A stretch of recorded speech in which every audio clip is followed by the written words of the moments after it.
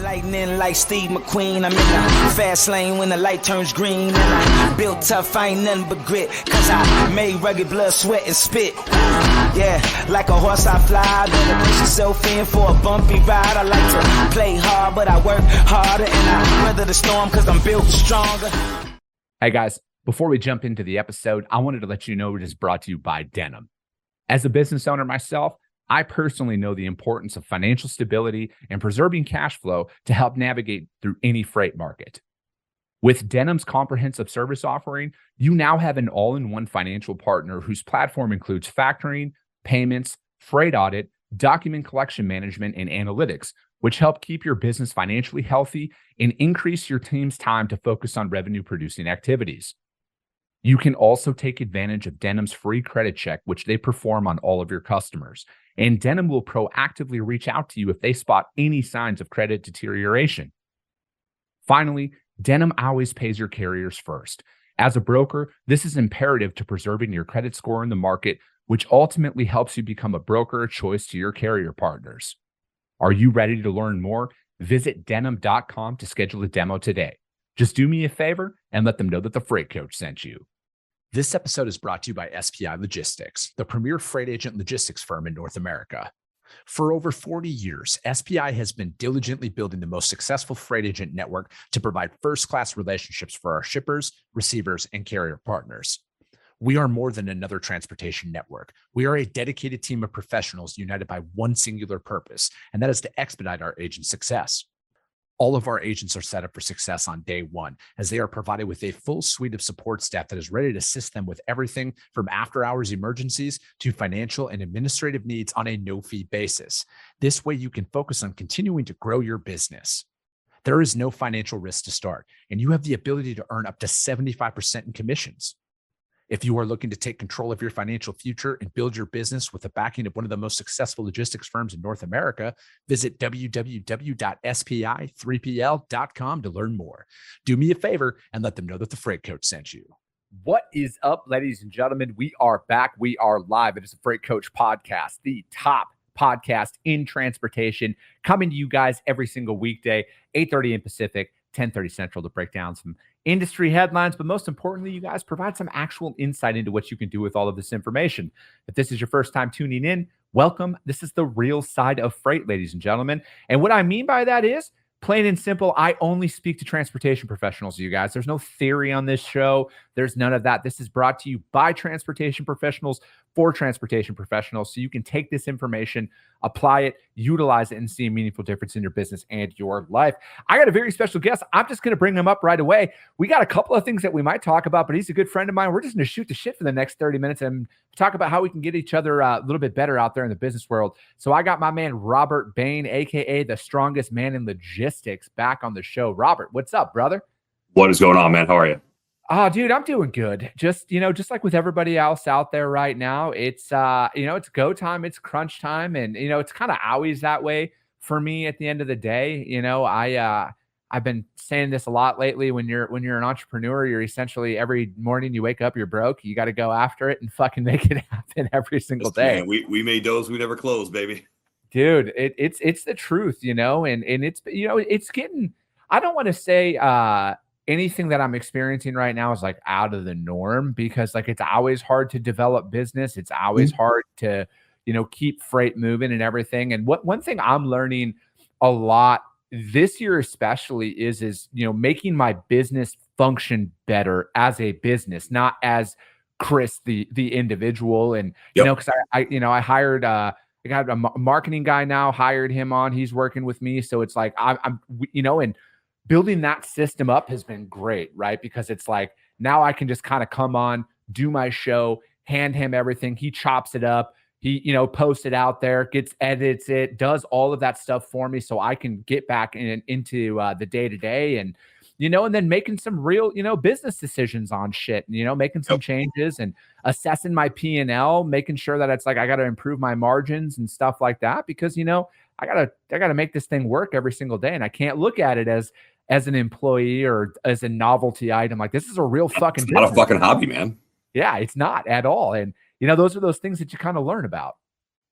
Yeah. It's funny, Sam, because we talked about this yesterday when we were getting ready for the show. Like, That's what we do. Like, for those who don't know, and I work at GLCS, and we're a tech partner, for a lot of our customers, or really we do a lot of assessments around the technology stack, but we also do a lot of operational, a lot of P&L assessment. And when we say assessment, we're looking at where's the exposure, where's our opportunity. And I know those are like all the buzzwords and shit, right? But it's, where can we make you better? Where can we make you stronger? I always, whenever I'm on here, whenever I'm on any show, I do a lot of equations to the gym, right? And you get to a point where like you're running, you're going, and like your body's naturally strong on some level. But you're going to hit a point where like, oh, there's the weak point. Like if you ever see somebody who kind of tilts forward when they squat, all right, your mid back is garbage. We got to get you get your mid back stronger. We got to make sure you're tighter onto the bar.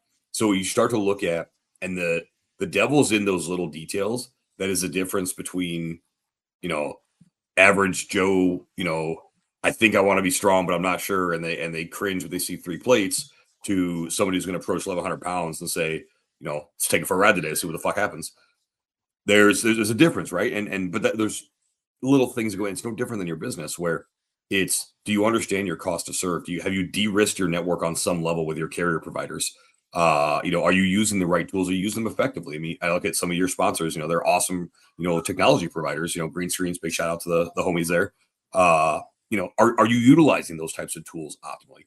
That's what I spend all day doing, is talking to our clients, and then, those tech providers. How are they using it, and how can you make it better? How can you make it stronger?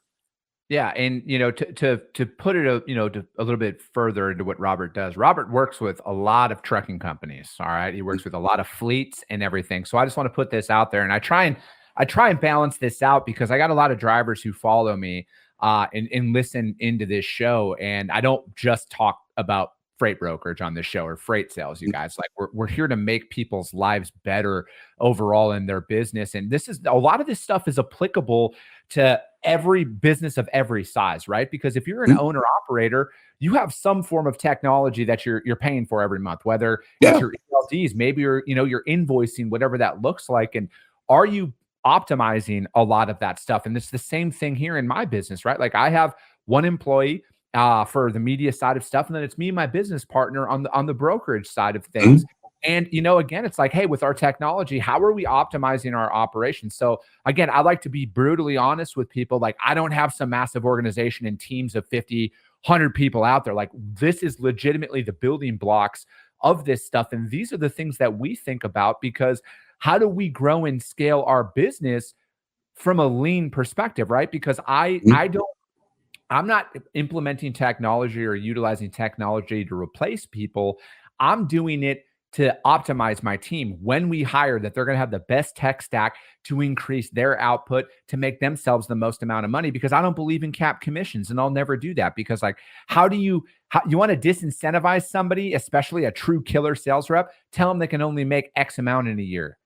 That'll kill their productivity. So it's like, we're assessing a lot of this stuff, man, because it's like, I want to set people up for success in the long term. But again, I also need to know the technology that I'm paying for. Because yes, I have a small business. I have a P&L that I have to follow. Okay. And I need to make sure that every dollar I'm investing in my business every single month, that there's a tangible ROI to that. 100%. And that's a conversation we're having every single day with our clients, of what, hey, what's going on, Steve? Every single client we talk to is like, where are dollars going? If you don't know where your dollars are going, that's one massive issue. Like, there's a huge issue. If you don't understand the path they're taking, that's another one. That's where, when I talk about devil in the details, that's really where I talk to people, because you ultimately see the money that goes in, goes out. You see it on your bank statement, right? Yep. But do you know truly where it's going out to? Is it going out to, again, to a carrier, to your reps, is it going to the ether? Is it soft money where we're spending our time to cover XYZ when we could be leveraging good carrier partners and good technology?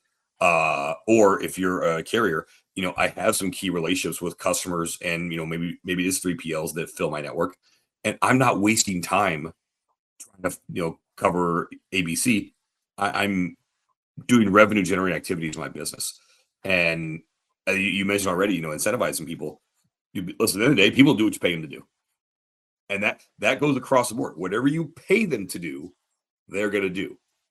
Punishment will work sometimes, but it's what you pay them to do, they will do, and they will do to the utmost. Yeah.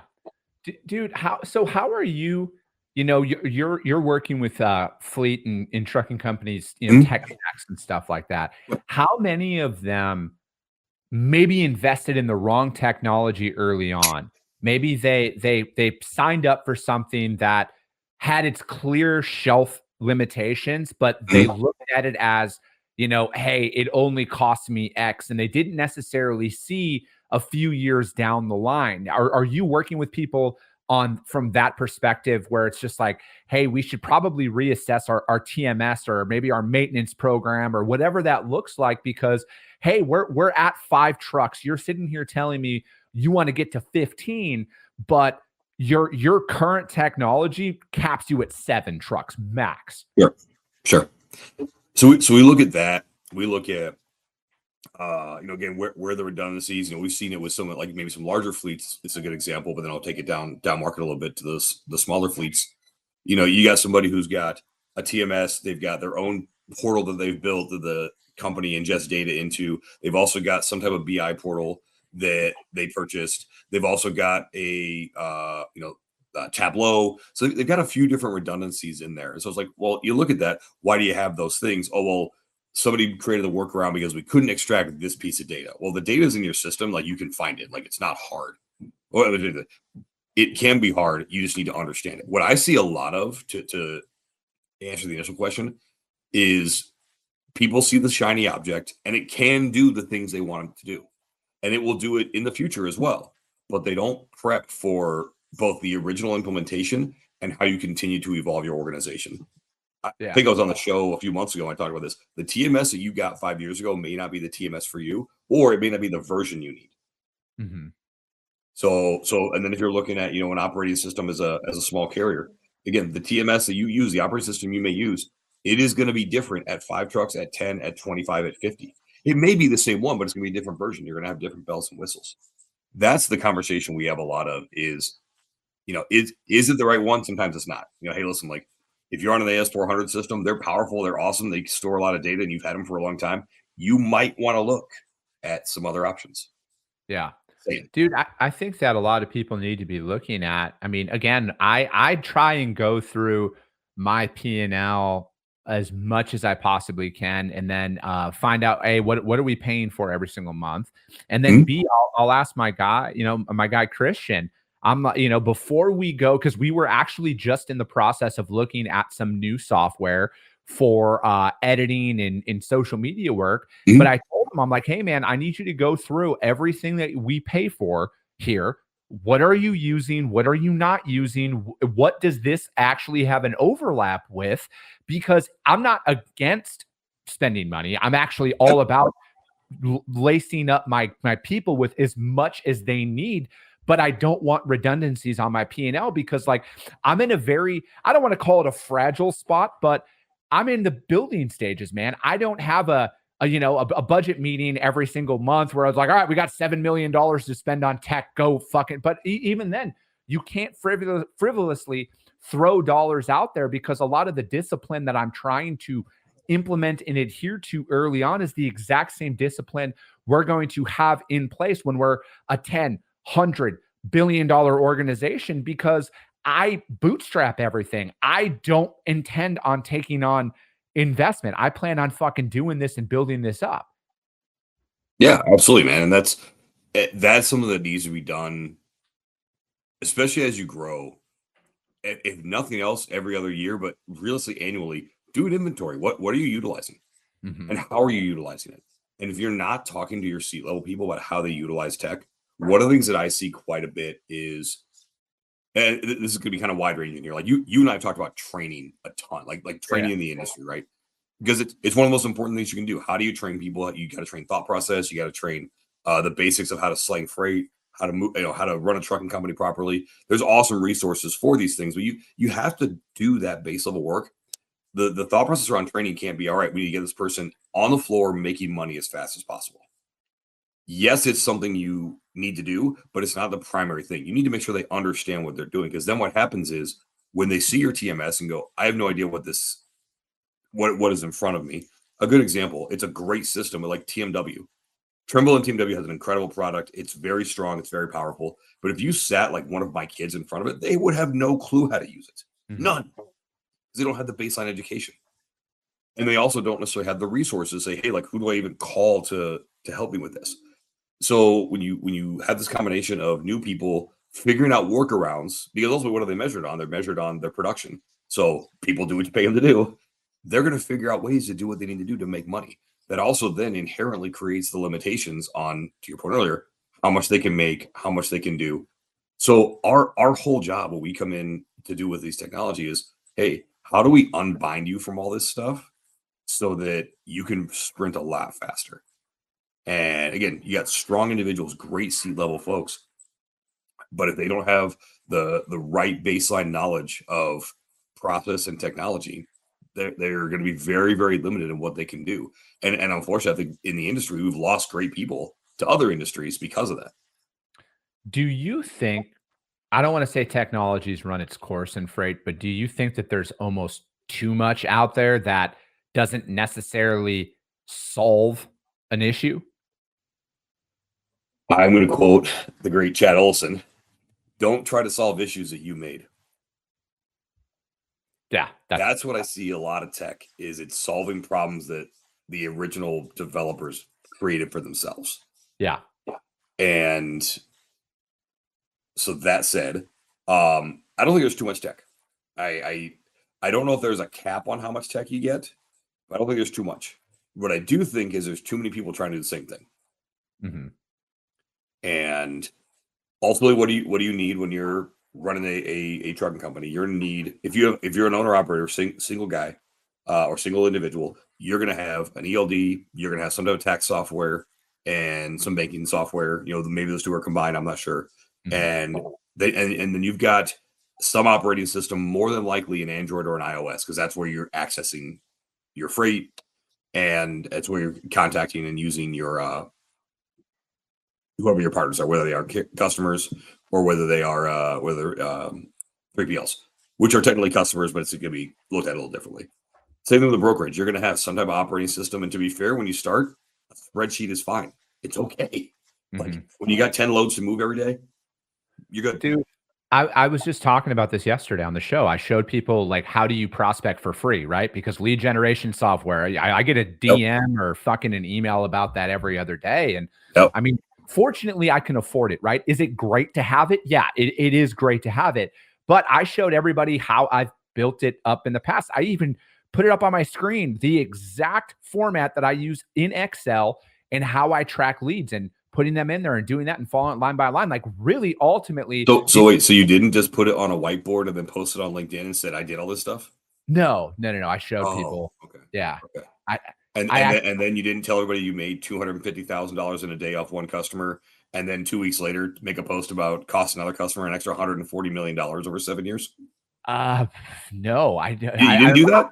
I don't know if you're actually being literal right now. I must have missed that, because I tend to not be on social media all that often. I will send you the screenshots, because remember, kids, screenshots live forever. Oh, that's funny.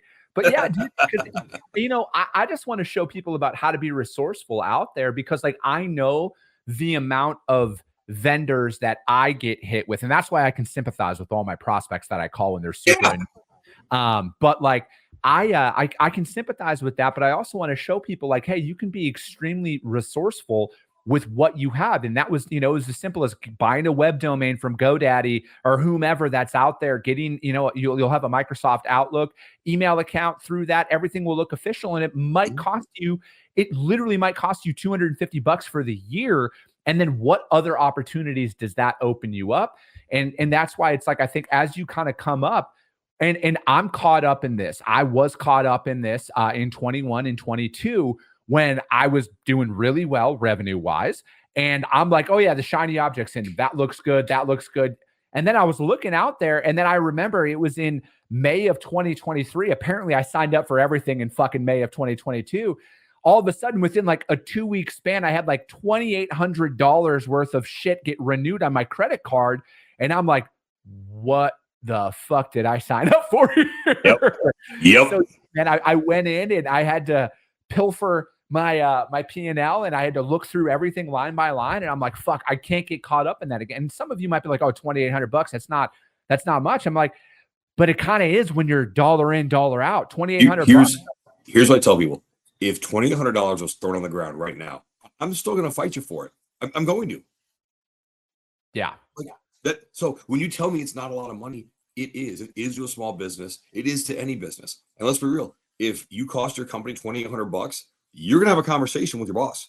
Yeah. So, no, but you're right. That shiny object syndrome is it's scary because it's, and what we're going to see, I'm going to call it right now. So when your editing guy goes through this, here's the clip.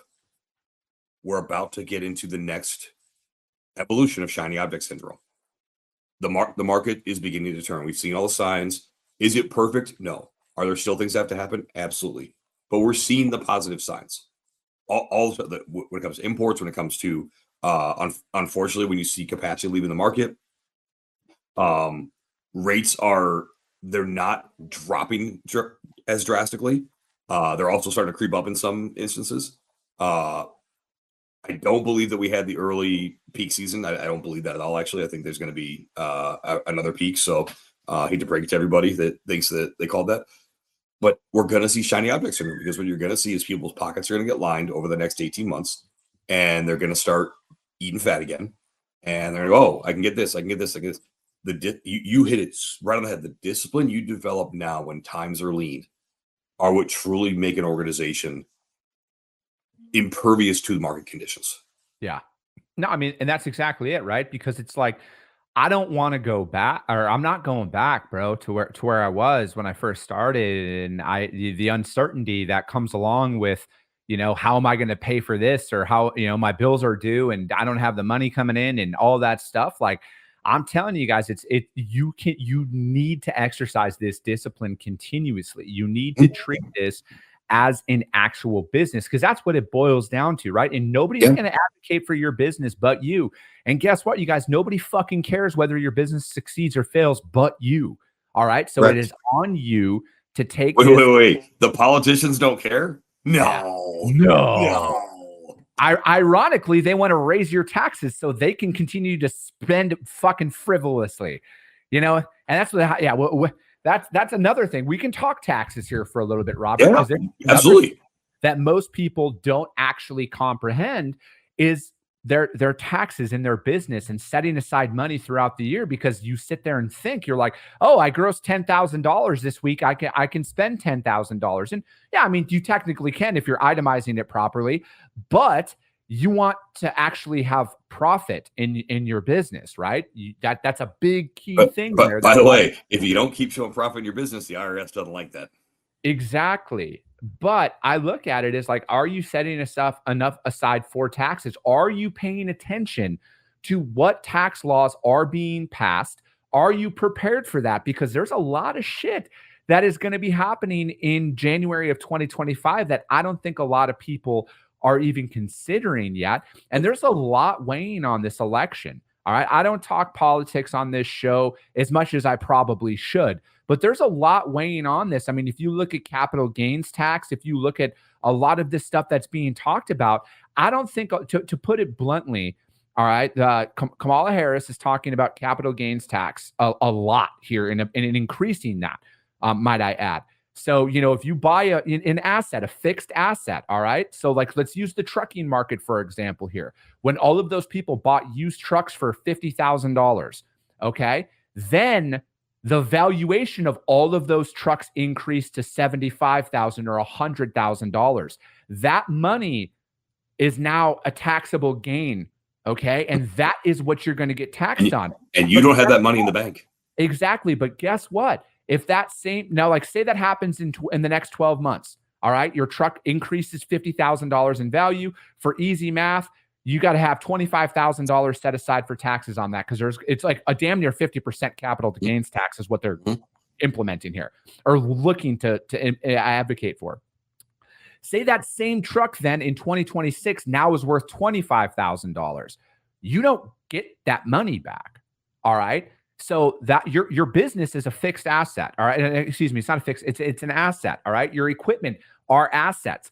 If you get any fucking gains on that shit at all, that is what they're talking about taxing. Okay. So pay attention to this shit, you guys. There's a lot fucking out there that you guys need to be aware of. This is why it's like I've had my CPA come on the show in the past to talk to people about this stuff. And that's another thing too, you guys. If you don't have a CPA or if you're just fucking winging it on your taxes, their weight in gold. The right CPA will fucking save you tens of thousands of dollars a year if you fucking know what you're asking. And they will hedge the business that you're building. That's the thing I don't think a lot of people truly recognize when they look at the financials of their business is you can look how many people we've seen do this. 2020, 2021 into 2022, you saw business skyrocket to $100 million. Guys that you would like, how on earth did they do that? And they're sitting now at 22, 23 million because they didn't hedge anything. They just thought it was going to be a ride. And I call them surfers now because they just ride the waves, right? Yeah. But again, when you have the right financial professionals and professionals in general around you, again, you don't have to have 100-person organization to require one of these types of folks. You can be a one-person show. And Correct. you need a tax professional. You need a good fucking lawyer. Yes. And then if you're going to do anything public facing, you need some type of like person you can, it may be your attorney, but some people you can bounce PR stuff off of. Again, all of us have our tolerance for what we say and what we do, right? You need someone you can bounce that off. Say, hey, is there anything that this is going to get me in trouble for? Great example of this. CDL Life is about to have their ass handed to them because they inadvertently almost destroyed the company Logiflex here in Chicago. I don't know if you saw this. This made the rounds again. I didn't. There was an accident last year. And I'm talking about this because one, their CEO, he's a great dude. They're one of the good ones. Even though they check a lot of the boxes of like, oh, they're one of the typical Chicago carriers. They are one of the good ones. They're a great outfit. Good fucking people there at Logiflex. So this photo is of a tractor that guy was on his phone on fucking TikTok. Runs into 3 cars, kills 5 people. Everything bursts into flames. And what do you see? You see the Logiflex trailer as the centerpiece of this photo. Uh-oh. They were the ones who were rear-ended with these 3 cars underneath them. Oh, shit. But what happens as soon as a shipper sees that? That's one of my providers, gone. Ooh. And in none of the articles until our friend Cassandra Gaines called out CDL Life and said, hey, like, you're ruining somebody's business. Because that picture that they initially published then made it to MSNBC, CNN, Yahoo. Oh, shit. It got that? It went that fast. So, and it's resurfaced again. And so, dude, you need somebody who's going to be, because now CDL Life is like, oh, hey, we're fine. No big deal. We'll issue a retraction. No, man, you're in for a world of hurt. Yeah. Jeez, man. That's brutal. I didn't even see that. I'll send the article in a little bit. Yeah. I won't name the other company that was involved. They are also based here in Chicago. And yeah, I know. It's no bueno. Yeah. But I guess a lot of it, my thing is you need to use a lot of these markets, a lot of these scenarios that you're going through as very teachable opportunities. And then, because again, man, like I don't want to be in this situation, I want to grow my company. I want to, I have very lofty goals for what I'm going to do in business. And, this is what I signed up for and everything. And I think that that's what a lot of people need to realize is, hey, when you sign up to start your trucking company or your freight brokerage or anything else, it's on you to get a better understanding of how you can improve in your business and everything else. And, and this is why it's like, I want to, this is why I do this show. Ultimately, man, I want to put this information out there. So hopefully this gets people thinking about it. And then they don't have to sign up for some bullshit course, cause that's like, that's my ultimate mission is to kill off all these bullshit courses that are out there that drain tens of thousands of dollars from people's bank accounts that don't teach them fucking anything. Listen, man, I got 3 spots left. What's that? I got three coaching spots left. Oh, shit. Oh, man. But dude, so, I mean, let's spend the last couple of minutes here. Broker Carrier Summit's coming up. Yeah. October. So we're coming up on that in the next 60 days here. Yep. Yeah, it's exciting, man. We've got the agenda finalized. All the keynote speakers are locked in. We announced that. Very excited for all the folks we're going to have. I'll go with it. I'm excited to listen to Andrew Silver talk. I am. It's going to be cool. Oh, is he speaking there? Yeah. Oh, nice. And so I'm really stoked for that. What I love about Broker Carrier Summit and actually another commercial for this, I love the fact that you got brokers and carriers sitting right next to each other. They're talking business. I mean, we had this happen in Kansas City where guys met at the kickoff event on Monday night, and Tuesday morning, freight was being tendered to the carrier. Mm-hmm. That's the dream, right? That you have stuff like that. And there are guys that have attended all the broker carrier summits. They've gotten new carriers. They've gotten new broker customers out of this. They've secured dedicated business. And you mentioned earlier, you can work with your customers and you want to secure them, but you're capped as far as how many trucks you can get. These are guys that they're buying more equipment because like, hey, I've got dedicated business even with my broker customers, and I now have to go get more trucks. Yeah. And so it creates this flywheel. And by the way, we have technology providers there too that support the industry, and they're there to help these guys grow too. And so we're able to create these tracks, these workshops that teach all the stuff that you would and I've been talking about for 30 minutes over the course of a day and a half. And we instituted new pricing for carriers because again, we want more carriers there. We would love to see a 2-to-1 carrier to broker provider ratio because small and medium-sized carriers are who truly need this. Ultimately, like if you're a broker, what do? You resell capacity. So you need these carriers, and these carriers, we want the good ones to be highlighted because unfortunately too many of the bad ones do get highlighted.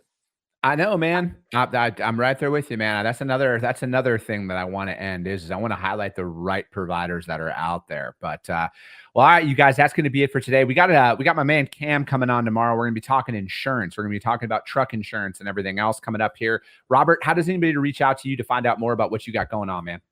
Absolutely. You can find me on LinkedIn, Robert Bain, Strongest Man in Logistics. You can hit me email, rbain@glcs.net. If you want to watch the whole Strongest Man in Logistics thing, hop on Instagram @Bain316. The content's always interesting. It is, dude. I love it out there. But hey, man, I appreciate you joining me. As always, you guys, if you guys got value in what you heard, subscribe to the show, you guys. Share it out there to your network because if you see value, your network's going to see value as well. I appreciate you guys. I love you guys, and we'll be talking to you soon.